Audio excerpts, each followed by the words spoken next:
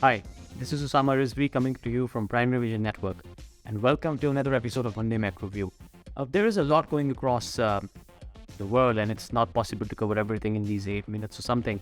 But I'll try to focus upon one very important thing that Mark, that me, that we through our econ show, on our insights, on our website primaryvision.co, we have been trying to focus on that does not get as much as attention it should be, which is the food prices, which is the growing food insecurity, and the millions and millions of people that are becoming more vulnerable to it by every passing day, given the global economic conditions.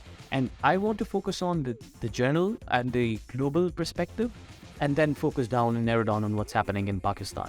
And finally, we'll got it off with the market sentiment tracker. So let's just jump right in.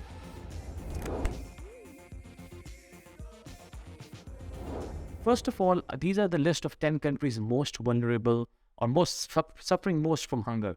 And if you see the countries, predominantly they are African countries. Also, all of those countries are not rich, or they are the developing countries. They are countries in the global south. They are countries that belong to the low and middle income group of countries, underdeveloped countries, and about across globally. And most of the people are in these 10 countries. About 350 million people around the world are experiencing extreme forms of hunger. And out of those 350, about 50 million are close to or on the brink of famine. This is something that is, I've tried to highlight this on LinkedIn as well. I'm not comparing things and I'm not prioritizing things, but this is something that should be getting at least as much as attention as the climate change is getting, or as much as narrative building, or as much as articles in the media outlets. And this is something that also affects human lives. I mean, this is food. Food is the subsistence. I mean, food is the very basic unit of a society. Before we move ahead, I'll also want to talk about the context we're operating in. What's the state of global hunger right now? So it is estimated about 700 and 830 million people were affected by the global hunger or rising food prices in 2021. And the number grew about 150 to 60 million after COVID-19. We all know why.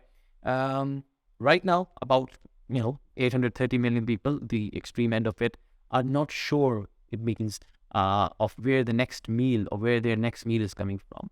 It is expected, one would think that things might get better as we move forward, but it is expected that about 345 million more people will be food insecure in 2023, which is actually double the amount of where we were in 2020.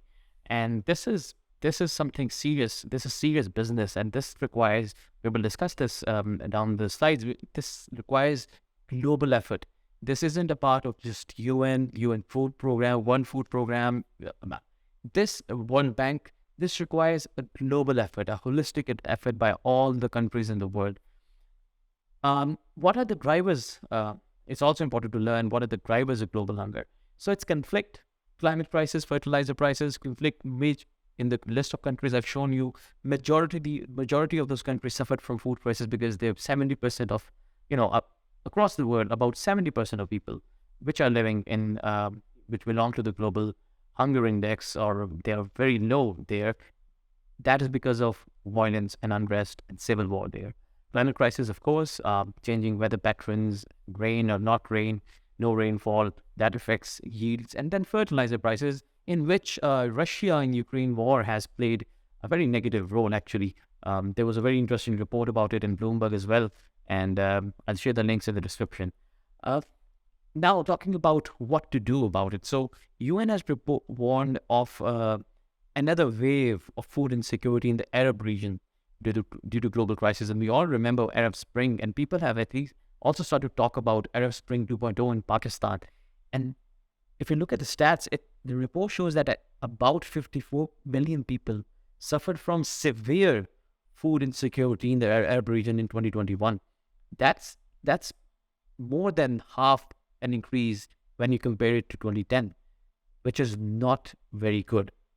Due to the paucity of time, I'll turn to Pakistan now. So on global hunger index, Pakistan stands at 99th out of 121 countries. Clearly, Pakistan has a level of 26.1. That shows a level of hunger that is serious. I'll do another separate show on Pakistan's food insecurity, and the things don't look really well and not promising at all for everyone.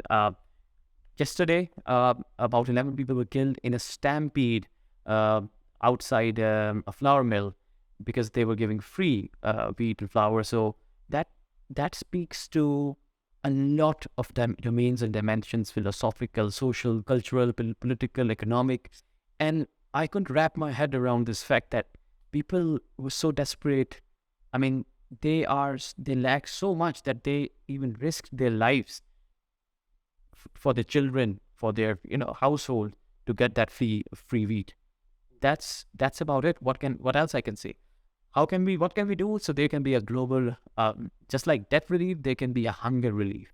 IMF's food shock window is an initiative that helps countries, but due to rising debt levels, most of the vulnerable countries don't qualify for that. So it is a report from IMF that about 48 countries were hit worst after post Russia-Ukrainian war. So the number keeps adding up.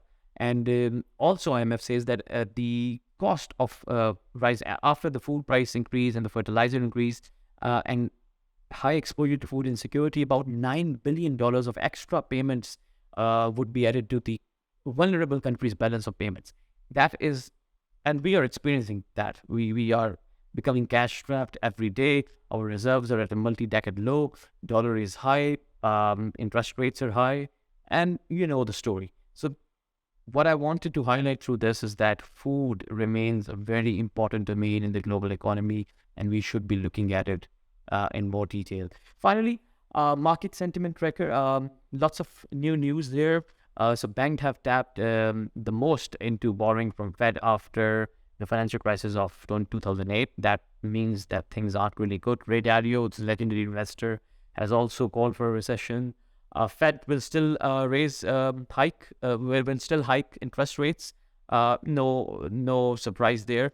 The manufacturing side has started to improve. UK especially, there has been some positive signs, but what's happening between US and China, that will decide where things really settle. I still believe that the fear of contagion is out there and banking crisis is far from over. That's all from my side. I'll see you next week. Thank you.